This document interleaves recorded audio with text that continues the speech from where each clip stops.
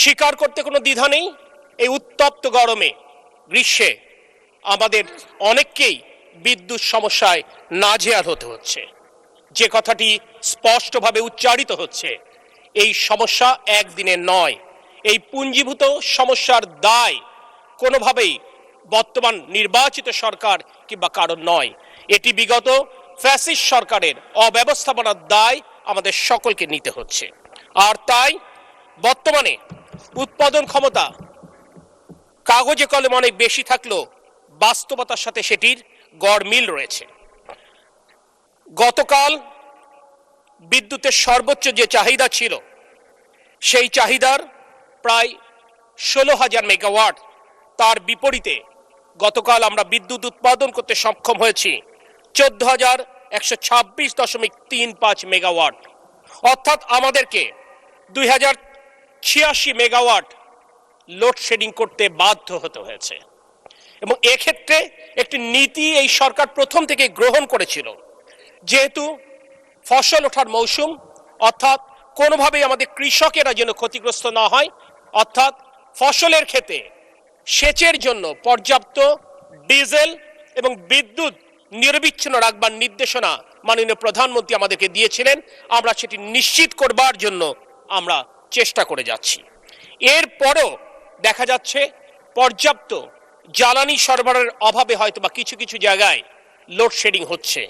এই বিষয়টি সহনীয় মাত্রায় আনবার জন্য মাননীয় প্রধানমন্ত্রীর পরামর্শে এবং বিরোধী দলীয় নেতার সাথে আলোচনা ক্রমে আমরা রাজধানী ঢাকাতে 110 মেগাওয়াট প্রাথমিকভাবে পরীক্ষামূলকভাবে লোডশেডিং করবার সিদ্ধান্ত গ্রহণ করেছি। আমরা মনে করি শহরের মানুষ আরামে থাকবে এবং গ্রামের মানুষ অর্থাৎ খেটে খাওয়া কৃষক কষ্টে থাকবে, এটি কোনোভাবেই কাম্য নয়। কারণ জুলাই অভ্যুত্থানের চেতনা ছিল বৈষম্যহীন বাংলাদেশ। তাই সমাজ অর্থাৎ শহর এবং গ্রামের মধ্যে কোনো বৈষম্য থাকতে পারে না, এবং সেই বৈষম্য মুক্ত করবার জন্য আমরা শহরেও প্রয়োজনে লোডশেডিং এর সিদ্ধান্ত নিয়েছি, যাতে করে কৃষকেরা তাদের সেচের জন্য পর্যাপ্ত বিদ্যুৎ পেতে পারে। এ ব্যাপারে একটি কথা না বললেই নয়। প্রশ্ন উঠবে যে যদি আমরা বলেই থাকি যে জ্বালানি সক্ষমতা আমাদের থাকলেও তাহলে কেন এই সমস্ত পাওয়ার প্ল্যান্টগুলো পরিমিত বিদ্যুৎ উৎপাদন করতে ব্যর্থ হচ্ছে।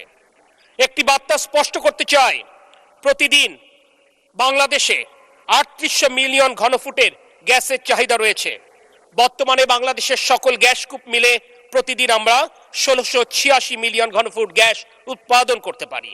আর আমরা প্রতিদিন গড়ে আমদানি করি 950 মিলিয়ন ঘনফুট, অর্থাৎ প্রতিদিন 1164 মিলিয়ন ঘনফুটের গ্যাসের আমাদের ঘাটতি থাকে।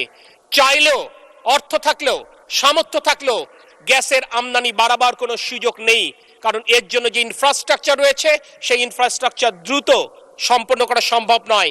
তারপরে অত্যন্ত আনন্দের সাথে, অত্যন্ত দায়িত্বের সাথে আমরা জানাতে চাই, আমরা এই ইনফ্রাস্ট্রাকচার বাড়াবার জন্য বর্তমান সরকারের 180 দিনের যে অগ্রাধিকার তালিকা রয়েছে, তার মধ্যে ইনশাল্লাহ দৃশ্যমান অগ্রগতি দেশবাসী দেখতে সক্ষম হবে।